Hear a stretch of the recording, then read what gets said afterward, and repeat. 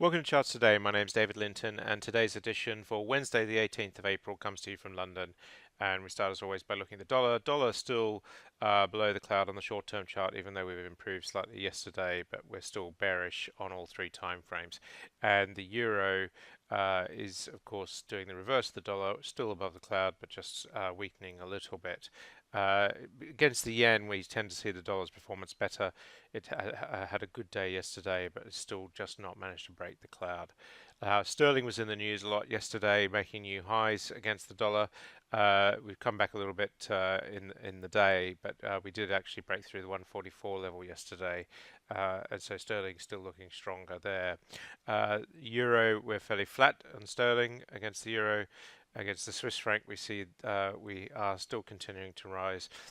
And against the Aussie dollar, we're just sitting at about that 184 level. Bitcoin is sitting above the 8,000 level again. We're just slightly bearish below the cloud, so we're just struggling to break to new highs there. And if we look at the S&P 500 index, we had a very strong day yesterday in the US market. We're up again about 1% on the S&P 500. The Nasdaq had a really strong performance, up over 2%. So we saw US tech stocks coming back with a vengeance there. We see that in the short-term chart where we jumped quite significantly above the cloud. So we're now really looking much stronger in the recovery. The Dow also looking quite strong yesterday, up just under 1%, and the Russell 2000 also up 1%. US stocks performing much better on expectations of a good earnings round in the next week or two. Looking at the S&P future, up very slightly this morning, but really marching up the hill now short term, and the Nasdaq E-mini also up, so looking better.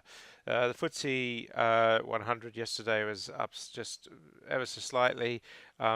Pretty flat when you compare it to the US market, and then FTSE mid 250, much the same picture, of course. We're bullish above the cloud, but a fairly flat day the last day, and in fact the day before as well. So this week we haven't really seen much of a performance. The DAX looking stronger yesterday, was up 1.5%, and so looking much better, and really still got work to do to get back above the medium term cloud, but the short term chart now looking pretty strong. And the CAC current, much the same picture, of course. We are just seeing European markets to the good. The Japanese market was up over 1% last night, so we're seeing quite a strong performance there. Hang Seng also stronger, having lagged a little bit Japan performance. China has been the worry. We're still looking pretty worrying here on the short-term chart, and the long-term chart wandering into negative territory, bearish territory. So China is probably the big concern. Chinese local stocks, the Shanghai index there. The Sensex marching up the hill, so Indian stocks looking pretty strong, and the Australian market up 1/3% overnight, looking pretty strong as well.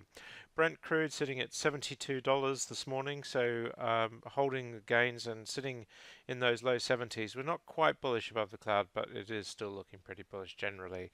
And if we look at WTI, we see much the same picture, of course. Fewer upside targets, but still looking pretty bullish along with Brent. US nat gas is sitting at that 274 level, just very little happening there.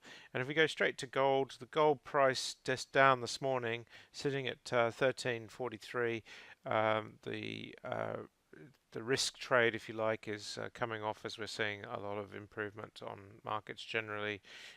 Silver is just slightly up and bullish short term, and US 10-year yields kicked up 1%, so we're sitting now at 2.84%, so still bullish in the short term there.